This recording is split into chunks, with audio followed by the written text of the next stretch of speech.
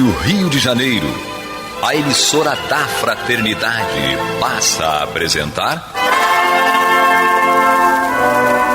Luz na Penumbra, programa que leva ao seu coração a mensagem da doutrina espírita.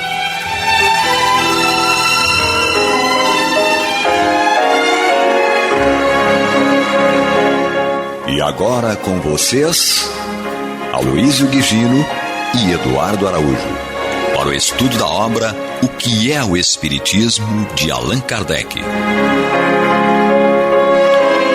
Olá, prezados amigos, estamos de volta. Passa rapidinho, hein? Uma semana passou rápido, hein, Maurício? Muito rápido. É incrível, já estamos aqui de novo com Maria de Fátima Miranda, Maurício Santos Neto, programa Luz na Penumbra, com o estudo da obra O que é o Espiritismo. Seja bem-vinda, Maria de Fátima. Que Deus Miranda. nos abençoe e envolva o Aloísio. É isso aí, a Maurício Santos Neto. Que Deus nos ampare, que possamos ajudar aqueles que nos ouçam, né?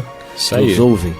A Miranda pediu as bênçãos de Deus ao Aloísio, tranquilizar os amigos. Isso. Que o Aloísio está bem, recuperando-se de saúde, né?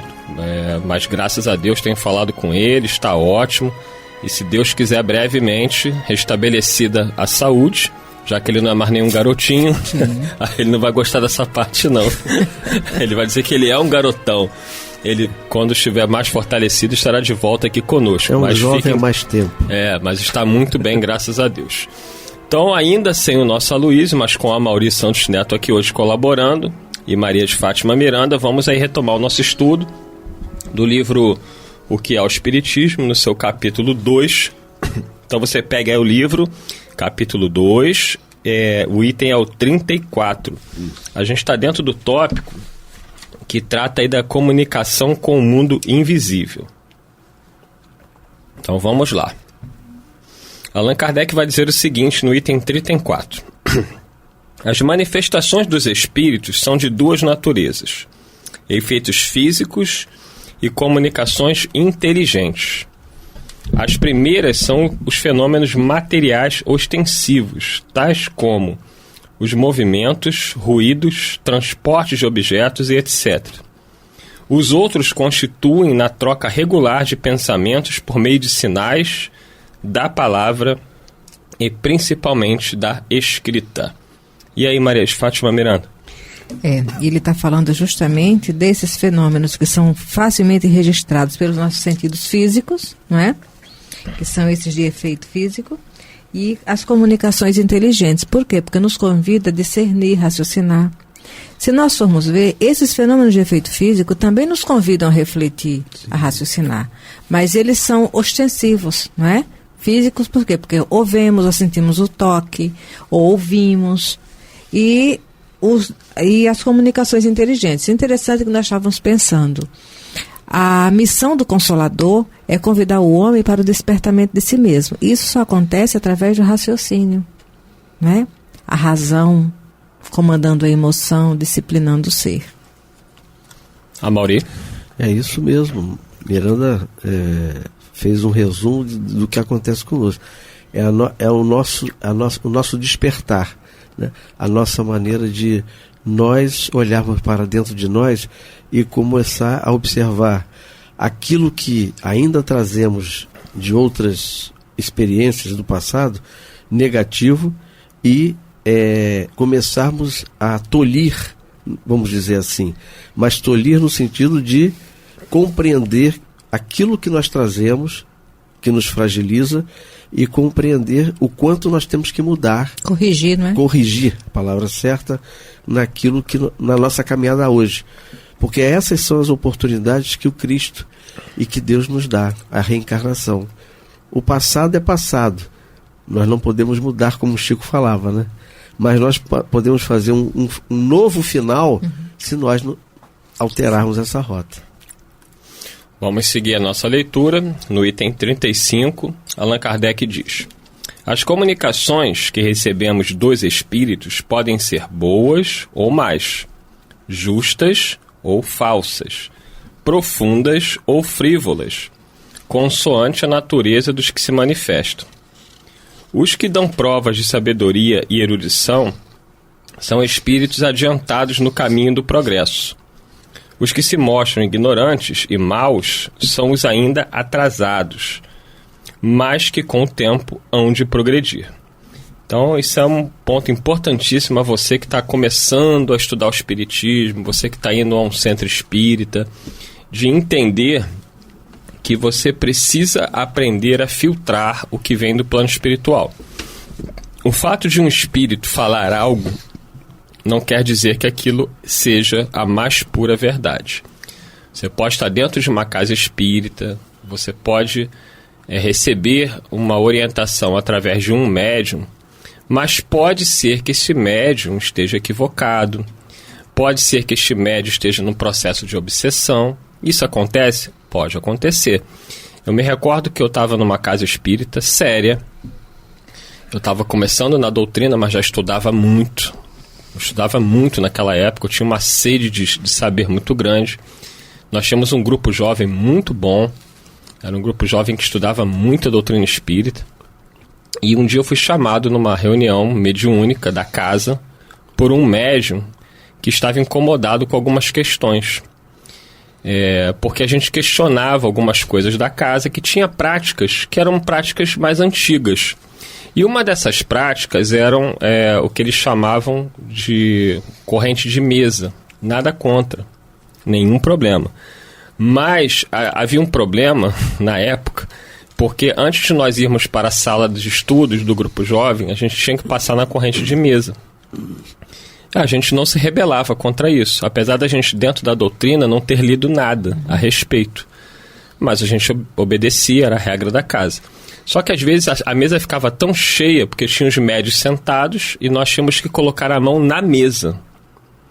E aí, às vezes não dava para colocar a mão na mesa, a gente ficava em pé junto à mesa dos médios. E aí este médio, ele falava, tem que botar a mão, tem que botar a mão.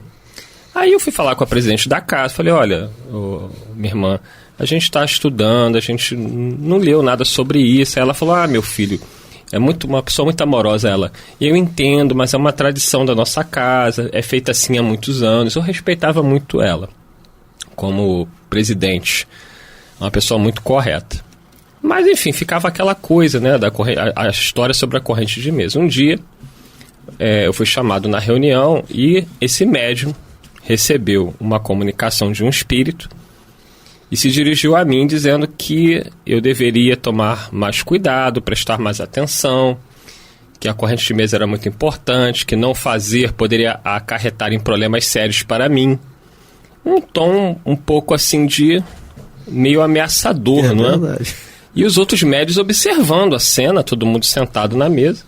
Aí eu me dirigi ao espírito. Aí você vê o que é, como é bom já o estudo, porque eu não tinha medo mais. Sim. Isso já não me amedrontava. Eu me dirigi a ele respeitosamente porque eu sabia que ali tinha duas situações. Ou era um processo anímico do próprio médium, né, que influenciado pelas suas ideias queria me ajudar a me convencer, ou o espírito que trabalhava com aquele médico acreditava naquelas questões e que eu deveria respeitar da mesma forma.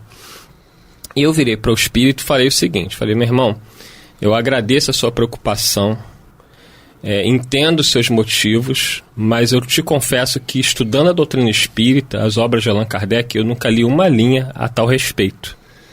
Então, eu respeito suas colocações, mas me mantenho no meu entendimento, respeitosamente, de que isso não é uma questão que vai me acarretar nenhum problema, apesar de eu dever respeitar as regras da casa. Acabou, fui lá para o meu grupo de estudos e segui tranquilamente. Mas o Eduardo não respeitou o que veio do mentor espiritual. Eu não sei se era mentor, se não era mentor, se era o próprio médium. Isso não importa. O que eu deveria fazer, eu fiz, que foi tratar com respeito. Sim.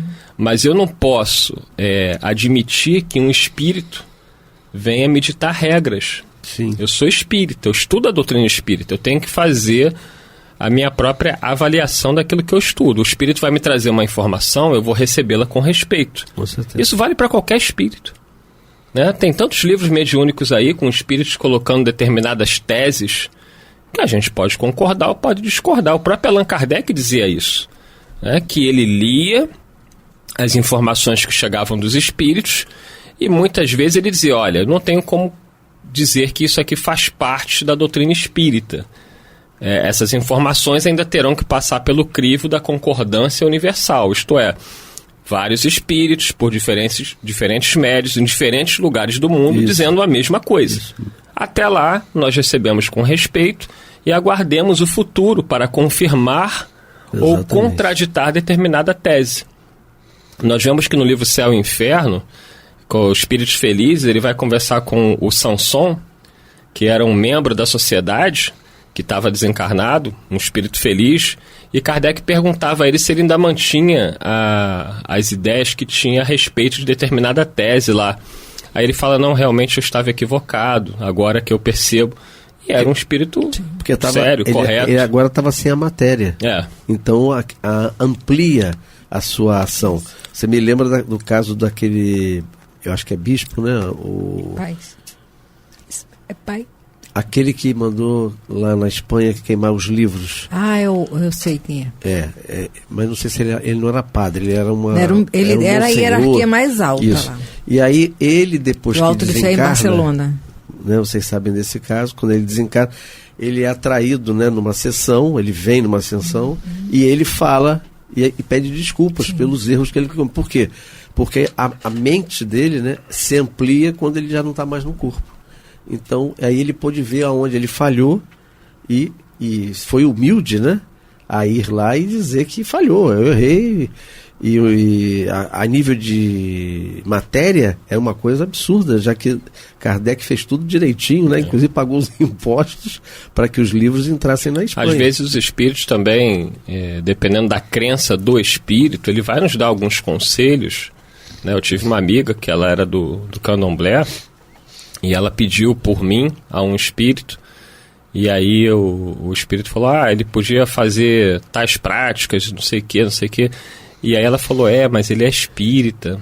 Aí o outro espírito, do guia-chefe do terreiro, falou assim, ele não precisa fazer isso, porque ele já conhece outras coisas. Então, você vê que os próprios espíritos, né, a guia-chefe do terreiro... A hierarquia entre eles. Ela deixou claro que aquele outro espírito que tinha recomendado que eu fizesse determinado banho com erva, com alguma coisa, que eu não precisava disso. Não porque não tivesse valor, não é isso.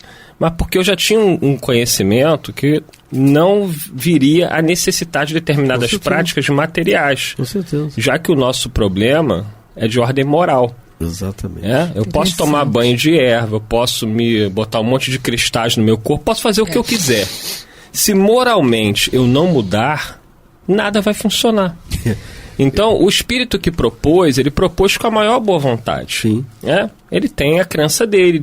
E ninguém aqui vai dizer que um banho de erva faz mal. Dentro do que ele conhece, aquela seria uma alternativa de cuidados. Exatamente. Então, e a gente até riu porque ele tinha falado em banho de pipoca. Eu falei, mas minha irmã, eu vou tomar um banho de pipoca, vai ficar um negócio sério, né? Tá arriscado eu comer a pipoca. Mas assim, a gente sabe que o espírito tem as crenças dele também. E a gente precisa respeitar a crença desses espíritos. Mas, evidentemente, que eu não iria fazer o que ele pediu, porque não condiz com aquilo que eu já estudo, que eu já aprendi.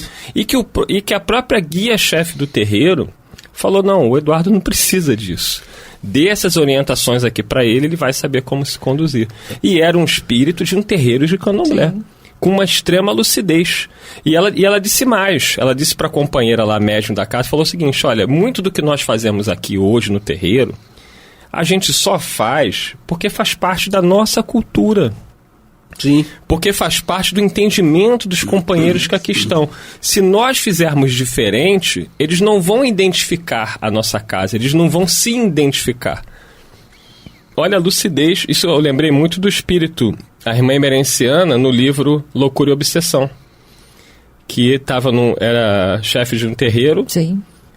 E que o Dr. Bezerra ajudava nesse terreiro, e ela conversando com eles, ela era uma. Conversando com os companheiros do grupo, ela era uma preta velha. E ela falava de acordo com o entendimento de cada um. Então a gente tem que ouvir os espíritos com todo respeito, mas aprender a selecionar. Não é porque um médium falou, não é porque um espírito falou que a gente tem que tomar aquilo como verdade absoluta. Não é isso, Miranda? Nós estávamos refletindo porque há muitos anos atrás, participando de um estudo sobre o passe, uma companheira nossa, uma pessoa esforçada, uma senhora bem responsável naquilo que ela se propunha, né? Mas ela, durante a vida toda, ela esteve na Umbanda. Estava começando a estudar a doutrina espírita.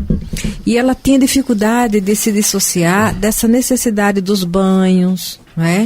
Das situações assim. Aí, meu Deus, como é que eu faço? Eu tenho que levar em consideração o que ela carrega com ela de impressões e buscar ser, né, coerente com aquilo que nós estamos estudando. Eu recebi um socorro muito grande de um espírito que não me disse quem era, mas me trouxe uma maneira de conversar com ela que auxiliou bastante. Explica para ela o seguinte: se ela sente que essas ervas, que o sal grosso, que isso, aquilo tudo, se faz necessário ainda para ela, mas que ela está estudando a doutrina espírita, que mostra também a razão de certas coisas e como ela pode aplicar melhor os recursos que ela tem, fala para ela o seguinte: quando ela for tomar o banho dela, chuveirada, se ela está necessitando de um banho de guiné, de um banho de sal grosso, ela vai levar o pensamento a Deus, pensar nos amigos espirituais, vai mentalizar a energia do sal grosso, mentalizar a energia de tal erva, e depois que ela tiver tomado o banho dela, vai mentalizar aquelas ervas como se estivesse impregnando a água que está banhando ela, e o banho de erva está pronto. O resultado é o mesmo. Mas aquele dinheiro que ela destinaria à erva e ao sal grosso, ela compra um pão para o faminto, um socorro para uma gestante carente, porque ela vai atender a necessidade física de alguém, né? Sim. De repente, para ela simplesmente materializar, pensar no guiné, pensar no sal grosso, ela ainda não tem essa compreensão da força do pensamento. Então ela precisa empregar um valor X comprando tal coisa para fazer uma compensação e saber que ela... Mas muito, olha, eu fui muito socorrida naquela tarde. E a minha amiga, graças a Deus, compreendeu isso. Não sei se ela continua fazendo, se faz, se já parou, mas foi naquele momento uma porta de compreensão que se abriu para alguém que não tinha ainda tanto esforço a nível de compreender que o nosso pensamento é que faz tudo. Porque o sal grosso e guiné só existe na Terra porque o pensamento dos espíritos fizeram com que a vida brotasse dessa forma aqui. Com certeza, é exatamente isso. Quando você desmistifica, né? O espiritismo vem desmistificar o místico. A verdade é essa, né? Você me lembrou agora, o Eduardo, enquanto vocês estavam falando, Miranda também, porque, como foi dito, a minha esposa esteve aqui, né, falou, e aí uma espírita chegou para ela e falou assim: olha, foi muito bom a sua palestra lá, a sua entrevista com o Eduardo. Agora você tem que fazer o seguinte, agora você tem que ler o Pentateuco. Aí a Isabela olhou para mim e falou assim: eu não vou ler Pentateuco nenhum, porque não é o momento, né? Aí ela falou: o que é isso, Amaury? Eu falei: são os 5 livros da doutrina espírita, né? Aí se eu tivesse que recomendar algum para você, você tem que ler o livro dos médios, né? Para você entender o mecanismo, mas não ler o Pentateuco, né? Com o tempo nós vamos acostumando. Ela melhorou muito em função daquilo que eu tenho de conhecimento e vai esclarecendo. Que eu fui esclarecendo. Então ela falou assim: hoje eu não tenho mais medo. Ela falou para o Eduardo: eu não tenho mais medo de muita coisa. Em função disso, por que acontece isso? E ela falou uma coisa para mim, ela falou assim: olha, o que eu admiro nos espíritas é que vocês dão respostas racionais, as quais nós, como evangélicos, em muitos casos não temos. Eu falei: exatamente porque a gente não vê a coisa do lado místico. A gente vê mas até o movimento das igrejas, nós sabemos que está... Menina, eu tive a oportunidade de ouvir um pastor falando daquele momento na cruz, quando Jesus diz a Dimas: vos asseguro hoje que estarás comigo no paraíso. Olha, ele foi estudar arqueologia, foi mergulhar a fundo, fez doutorado em teologia numa faculdade católica, né? E ele dizendo que a vírgula no hoje dá toda uma compreensão lúcida ao que Jesus falou a Dimas. Gente, então olha, você coisa linda, não é? E a dignidade desse homem que vai de público fazer um estudo e mostrar. Tem um enfrentamento. Sim. Junto aos companheiros que ainda não veem dessa forma. E outras correntes. Não né? é? Mas tinha a dignidade do homem de bem, que está conquistando o recurso e apresentando ele tal qual ele conquistou. Sim, e é perfeito. Perfeito. Só para terminar aqui esse item 35, Allan Kardec diz o seguinte: os espíritos só podem responder sobre aquilo que sabem, segundo o seu estado de adiantamento, e ainda dentro dos limites do que lhes é permitido dizer-nos, porque há coisas que eles não devem revelar, por não ser ainda dado ao homem tudo conhecer. Então, mais uma informação importante, né, de que os espíritos só podem responder sobre aquilo que sabem, porque existe uma ideia de que os espíritos sabem tudo, e eles não sabem tudo. Quando nós desencarnamos, se eu, Eduardo, desencarnar agora, Miranda, a Mauri, nós iremos chegar ao plano espiritual com os conhecimentos que temos hoje. Se fôssemos espíritos mais evoluídos, tomaríamos posse de conhecimentos anteriores. Como ainda não o somos, isso é feito de forma muito lenta e gradual e às vezes até adiado por um tempo indeterminado, porque lembrar do passado é lembrar não só dos conteúdos positivos, mas sobretudo daqueles que nós trazemos negativos, o que iria nos perturbar. Então tem espíritos desencarnados que sequer sabem que estão desencarnados. Tem outros que, apesar de saberem que estão desencarnados, eles ainda pouco conhecem da realidade espiritual que os envolve. A Miranda revelou certa vez de que numa aula de evangelização tinham espíritos acompanhando o estudo com as crianças, porque eles não tinham condições de estar num estudo com os adultos, que eles não iam entender nada que estava sendo dito. Então, um estudo para as crianças, eles tinham condições de entender alguma coisa que estava sendo passado. Não foi isso, Miranda? Tem fatos que aconteceram conosco mesmo, mas tem aquele que é muito mais conhecido no movimento espírita, que aconteceu num centro espírita lá em Campos. Não sei se na Escola Maria de Nazaré, no Centro Espírita Jesus. Eu sei que o centro que o Clóvis Tavares, se eu não me engano, esteve atuando, ligado a ele. Que um espírito, na reunião mediúnica, se apresentou e ele queria agradecer a uma determinada evangelizadora. Porque foi nas aulinhas de evangelização que ele conseguiu compreender Jesus e a mensagem da doutrina por conta da pedagogia, né, dos recursos didáticos usados para aquela faixa etária infantil. Que coisa linda. Tem uma página, na mesma página aí, Eduardo, se você pegar, você vai ver aí o que diz João Evangelista. Você está com o livro, a imagem está melhor do que a minha aqui. Então, leia aí. Ele diz assim, ó. É por isso que João, o evangelista, diz: não creiais em todos os espíritos, mas examinai se eles são de Deus. Então, por quê?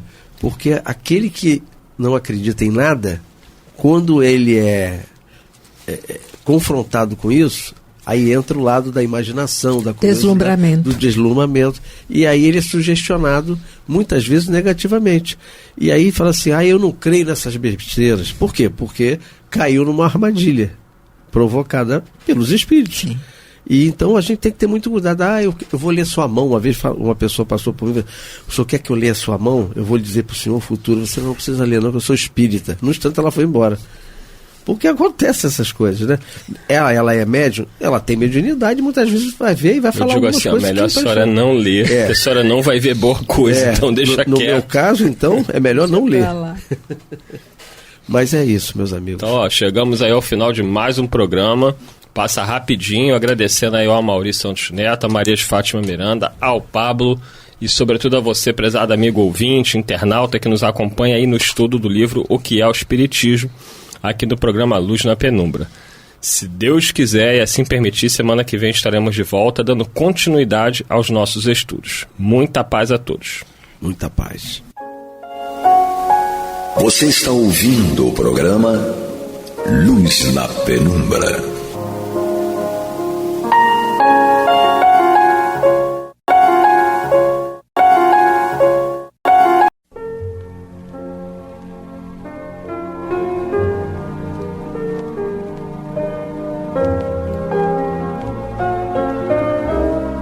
A Rádio Rio de Janeiro está levando ao seu lar e ao seu coração a mensagem consoladora da doutrina espírita, através do programa Luz na Penumbra.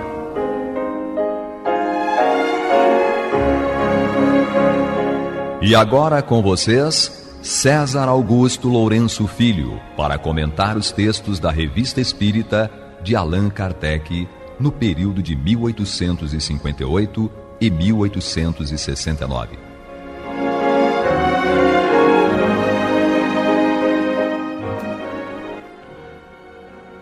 Aqui estamos, amigos, para continuarmos o nosso estudo conjunto do exemplar de julho de 1858, da Revista Espírita. A matéria intitulada Espíritos Imperfeitos, o falso Padre Ambrósio, da qual nós nos ocupamos nos 3 programas anteriores. Neles, Kardec iniciou estudo e pesquisa em torno de uma matéria jornalística publicada em um periódico espiritualista da época, na qual se manifestaram 2 espíritos que ele, Kardec, desconfiou tratar-se de impostores. E a matéria da Revista Espírita demonstra que realmente eram impostores, como estão vendo aqueles que vêm acompanhando o programa. Kardec evocou primeiramente o verdadeiro Padre Ambrósio, depois os 2 impostores e no final, novamente, o Padre Ambrósio. Então, no programa de hoje, nós vamos concluir o estudo dessa matéria.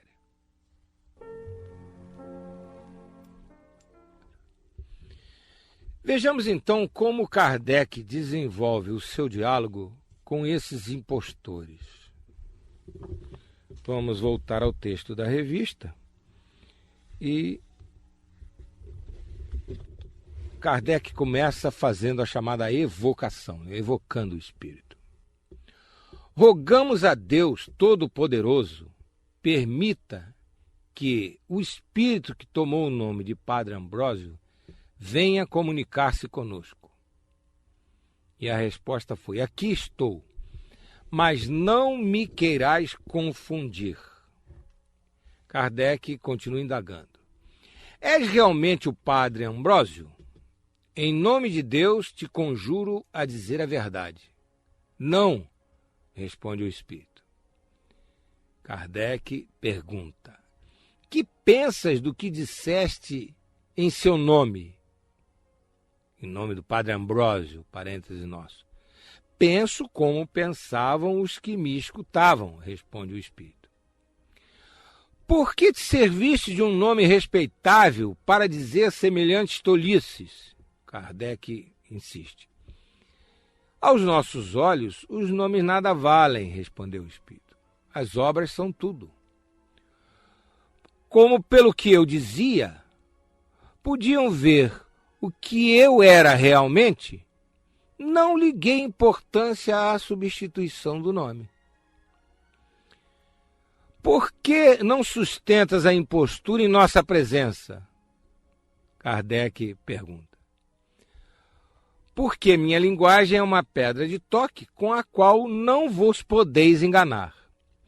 E Kardec faz a seguinte observação após essas perguntas e respectivas respostas. Por diversas vezes nos foi dito que a impostura de certos espíritos é uma prova para a nossa capacidade de julgar. É uma espécie de tentação permitida por Deus, a fim de que, como disse o Padre Ambrósio, o homem se habitue a distinguir o verdadeiro do falso. Isso está em itálico.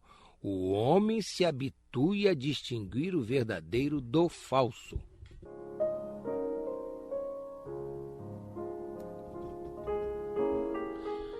Vamos comentar um pouco este trecho da matéria que Kardec inseriu na Revista Espírita de julho de 1858. Primeiramente, Kardec faz a evocação em nome de Deus. Isso pode parecer assim um pouco religioso, digamos. Mas a verdade é que quando nós fazemos uma reunião mediúnica, nós estamos interagindo 2 mundos, 2 planos, até de natureza energética. O plano material e o plano espiritual. Nós estamos fazendo a conexão dos encarnados com os desencarnados. Então é uma coisa realmente importantíssima, uma coisa séria. E tudo isso está submetido a quê? Às leis de Deus. Então nós aproveitamos para comentar que talvez não seja realmente nenhuma característica de religião a criatura se dirigir ao seu Criador. Né? Nós nos dirigimos a Deus, nós não estamos cometendo um ato religioso, nós estamos cometendo um ato de ligação com o nosso Criador, com a inteligência suprema. Então, se quisermos, chamamos isso de um ato religioso. Já dentro da etimologia da palavra religião, religar e tal, tudo bem. Mas se não quisermos, também tudo bem. Se uma pessoa que até nem é religiosa, mas crê em Deus, né, a pessoa se dirige a Deus, ela está fazendo realmente alguma coisa de extrema importância. Voltamos a dizer, a criatura se ligando ao seu Criador. Ainda comentando o texto da revista, reparemos que houve um pronto atendimento por parte do Espírito. Ele foi invocado em nome de Deus e estava ali já. Ele já se encontrava presente, imediatamente se manifesta.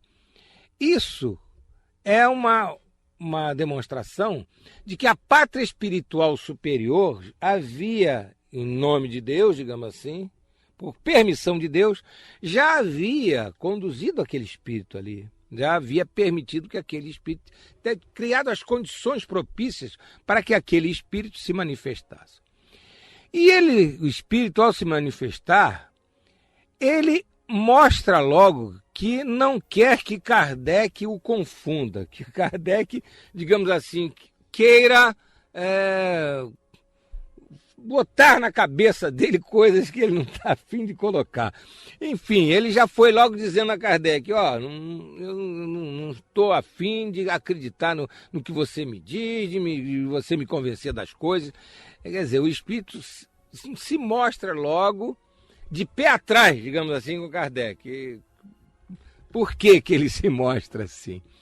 Porque Kardec tinha, diante desse espírito, aquela autoridade moral que é importante que a criatura tenha quando se dispõe ao trato com os espíritos.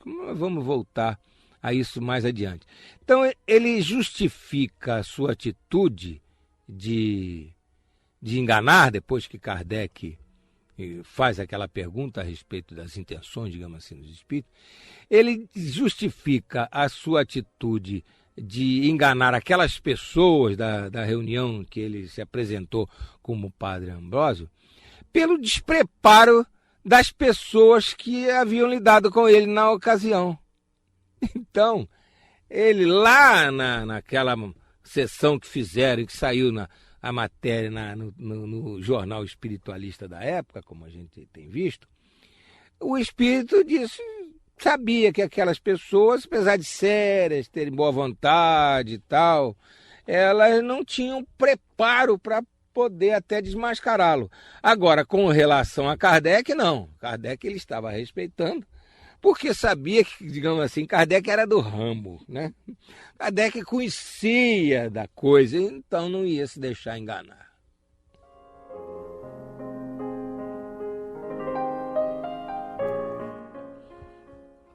Continuando a comentar essas perguntas e respostas que há pouco lemos, notemos que o Espírito afirma realisticamente que para ele os nomes nada valem, e sim as obras, no que ele está absolutamente certo. Né? Trata-se de um espírito imperfeito, etc., mas que já tem essa noção bem clara de que nome é uma coisa secundária. Daí porque ele usa o nome dos outros sem cerimônia. É um desrespeito, mas ele está dizendo uma verdade quando afirma que o importante não é o nome, é o conteúdo, é aquilo que o espírito está fazendo. Afirma também que os enganados poderiam facilmente desmascará-los se o quisessem. também está certo. Porque na matéria o jornal configura as pessoas como pessoas sérias, pessoas bem intencionadas, etc. Então, se essas pessoas não tivessem sido místicas, de acreditar logo que se tratava de Padre Ambrósio, se essas pessoas tivessem feito com o espírito o que Kardec está fazendo com ele, elas teriam perfeitamente desmascarado. E ele próprio, o espírito impostor, diz isso. Se elas quisessem, elas teriam me checado e teriam descoberto que eu realmente não era o Padre Ambrósio, mas não fizeram isso, foram crédulas, foram dóceis. Diz então que a ele, Kardec, não conseguiria enganar, por isso não tentou. Quer dizer, o espírito foi evocado por Kardec, chegou, viu com quem estava lidando, né? Soube quem estava diante dele, diz, não, esse aí não dá nem para eu pensar em enganar, quanto mais enganar. Nós vamos ler novamente e comentar a observação lida há pouco no final das perguntas. Kardec falando, por diversas vezes nos foi dito por quem? Parêntese nosso. Pela espiritualidade que o assistia. Fechando parênteses. Nos foi dito que a impostura de certos espíritos é uma prova para a nossa capacidade de julgar. É uma espécie de tentação permitida por Deus, a fim de que, como disse o Padre Ambrósio, o homem se habitue a distinguir o verdadeiro do falso. Aqui é o verdadeiro Padre Ambrósio que Kardec está citando. Ora, o que Kardec está ressaltando? Que ele já havia sido alertado pelos espíritos superiores, no seu trabalho de codificação, que ele precisaria enfrentar essas situações de espíritos enganadores, mistificadores, para justamente ele desenvolver a capacidade de entender e descobrir, entrar no mérito, perquirir e poder ter, então, segurança nas suas experimentações, no seu trato com a pátria espiritual, uma segurança muito grande na avaliação da natureza do espírito, do nível do espírito em termos intelectuais, em termos morais, para poder, então, aí trazer para a doutrina aquilo que fosse trigo e deixasse para lá o joio. Inclusive, a gente tem que considerar também que Kardec teve o cuidado de, na doutrina, nas suas obras, em especial no Livro dos Médiuns, transmitir esses ensinamentos para que nós não nos enganemos, não sejamos enganados pelos espíritos mistificadores. Então, quem estuda verdadeiramente doutrina espírita só é enganado por algum espírito impostor se o desejar, se for descuidado, se não aplicar todas aquelas orientações que Kardec nos dá sobre como lidar com os espíritos. Quanto a essa advertência, digamos assim, de Kardec, nós podemos nos lembrar do que disse Jesus a respeito desse tipo de coisa. Devíamos ser mansos como as pombas e prudentes como as serpentes. Então, é o tipo do ensinamento de Jesus que precisa ser levado muito a sério quando nós formos tratar com os espíritos desencarnados.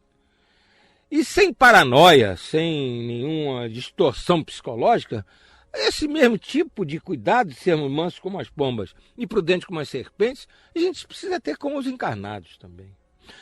E já que estamos citando o Evangelho de Jesus, vamos lembrar também do orai e vigiai, ou do vigiai e orai. O importante é que façamos as duas coisas para distinguir o verdadeiro do falso. Então a gente precisa estar em boa sintonia com os espíritos superiores para sermos assistidos, por exemplo, se estivermos lidando com um espírito desencarnado, altamente intelectualizado, daquele espírito ardiloso, aquele espírito maquiavélico, que se o dirigente da reunião não estiver muito seguro, se ele não estiver muito bem assistido, ele pode ser realmente enganado, porque se trata de um espírito preparado para enganar os outros. tem capacidade grande de enganar. Então, o dirigente da reunião precisa ter uma capacidade grande de não ser enganado, seja pelo seu conhecimento próprio de doutrina espírita, pela sua experiência de reuniões espíritas, como também pela assistência espiritual de que se faça merecedor pelas atitudes, pelos pensamentos, pelos atos da sua vida.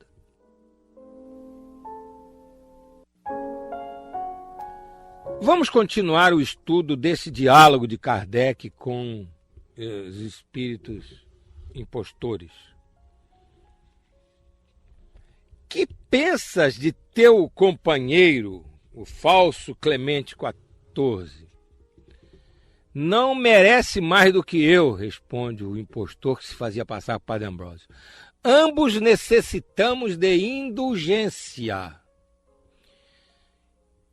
E Kardec, então, faz o seguinte, invoca o outro. Em nome de Deus Todo-Poderoso, eu lhe peço que venha. Aqui estou, desde que chegou o falso Padre Ambrósio. Então os dois foram juntinhos, né? Eles que juntinhos haviam enganado aquelas pessoas da reunião que foi parte da matéria do Jornal Espiritualista. Eles, quando invocados por Kardec, os dois foram juntos. A parte espiritual superior permitiu, inclusive considerando certamente que seria mais proveitoso para os estudos de Kardec, que os dois fossem lá unha e carne para se apresentar e dialogar com Kardec. E continua Kardec perguntando, por que abusaste da credulidade de pessoas respeitáveis para dar uma falsa ideia da doutrina espírita? E o espírito responde de uma maneira mais ampla, não tão específica. Por que nos inclinamos ao erro? Porque não somos perfeitos. Pois nós vamos comentar isso. Não pensastes ambos que um dia vosso embuste seria descoberto e que os verdadeiros Padre Ambrósio e Clemente XIV não se exprimiriam como vós? Eles responderam, os embustes já eram conhecidos e castigados por aquele A maiúsculo que nos criou, Deus. Pertenceis à mesma classe de espíritos que chamamos batedores? Kardec, os espíritos falaram, não, pois ainda é necessário raciocínio para fazer o que fizemos em Nova Orleans. Que Nova Orleans foi a cidade onde eles enganaram aquelas criaturas.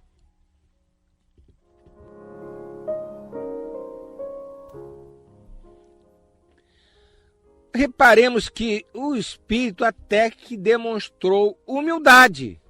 Por quê? Porque ele se diz necessitado de indulgência. E se refere ao outro também. Nós necessitamos de indulgência. Como a dizer, Kardec, você que entende muito disso, você que está sabendo das coisas, você que é uma pessoa evoluída, não, precisa ter indulgência conosco, porque nós ainda somos pessoas, espíritos, ainda com um grau evolutivo, que ainda precisamos da boa vontade, da compreensão dos outros. Isso define, inclusive, a autoridade moral de Kardec diante deles. Kardec chegou a esse nível diante deles em que ele realmente respeitavam Kardec, estavam respeitando integralmente Kardec. O falso Clemente XIV também é invocado e já estava ali, como dissemos há pouco, vieram juntinhos. Perguntado por que enganava, disse imperfeito, também um ato de humildade. Porque ele dizia, não, ele poderia ter respondido, não, eu engano porque eu gosto de enganar, eu engano porque esse pessoal é um pessoal bobo, facilmente enganável, mas ele disse, não, eu engano porque sou imperfeito. Ele humildemente confessando o seu estágio espiritual não muito grande. E perguntado se eram espíritos batedores, que são espíritos dentro da nomenclatura espírita, que produzem barulhos como pancadas, que na literatura espírita, no início dos fenômenos espíritos, eram os raps. Esses espíritos batedores faziam os barulhos, batiam, faziam os ruídos. Então, eles, espíritos enganadores que se fizeram passar por Padre Ambrósio e por Clemente XIV, disseram que eles não eram batedores, porque para fazer o que eles estavam fazendo, enganar pessoas respeitáveis e sérias, precisava inteligência. Eles já tinham, em outras palavras, eles estavam se declarando com um nível evolutivo, pelo menos intelectual, superior a daqueles espíritos que simplesmente faziam pancadas, barulhos, ruídos, etc.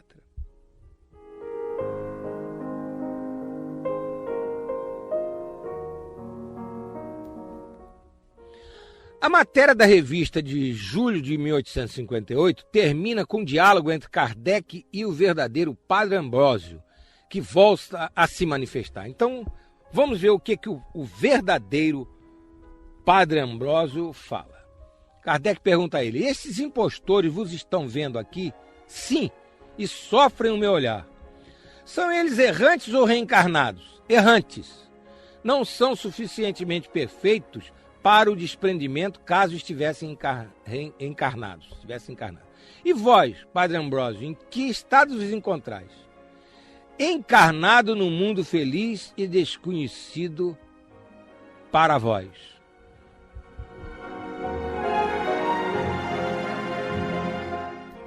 Então vamos comentar rapidamente, porque o nosso tempo está se esgotando. Os impostores sofrem com a presença do Padre Ambrósio. Por quê? Porque, na humildade deles, a autoridade moral do verdadeiro Padre Ambrósio os deixa desconfortáveis.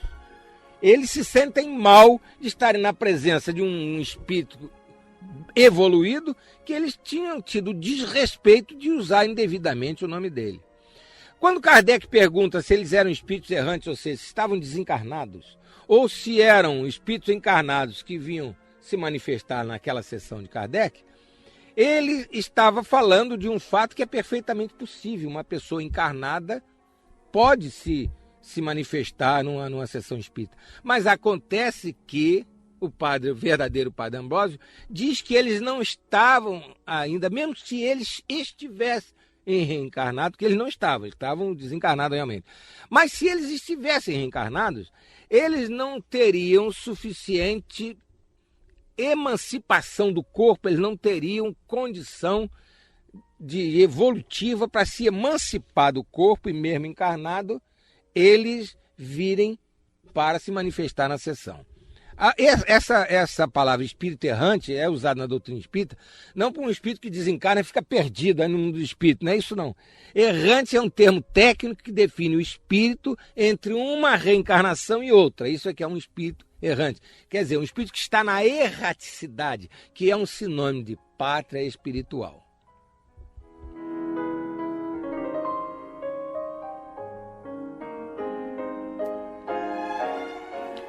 Notando que o verdadeiro Padre Ambrósio já estava reencarnado, porém em um mundo feliz, que é outra nomenclatura espírita, mundo feliz é aquele onde tem espíritos superiores que já venceram o mal, então, e o que nos leva a considerar que nesse estágio, nessa última encarnação, o Padre Ambrósio realmente tinha sido uma figura venerável, tinha sido um grande espírito, era verdade aquilo tudo que se dizia dele. Ressaltando isso, nós nos despedimos por hoje e no próximo programa, então, nós iremos iniciar um outro assunto desta maravilhosa revista espírita, rica de ensinamentos para o nosso esclarecimento, para o nosso progresso espiritual.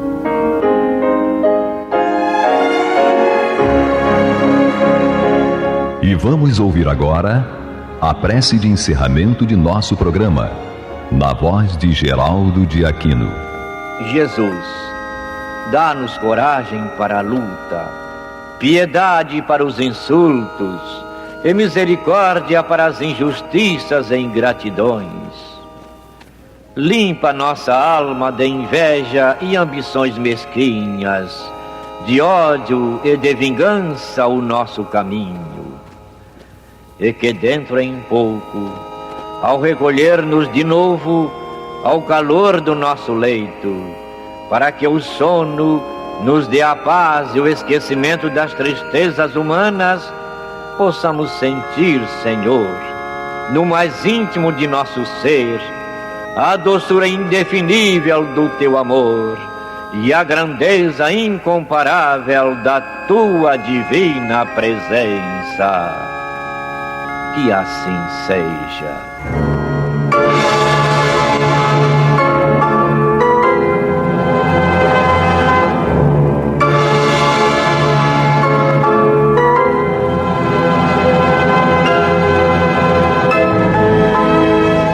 Acabamos de apresentar o programa Luz na Penumbra, que voltará a ser apresentado na próxima segunda-feira, às 21 horas, nesta emissora.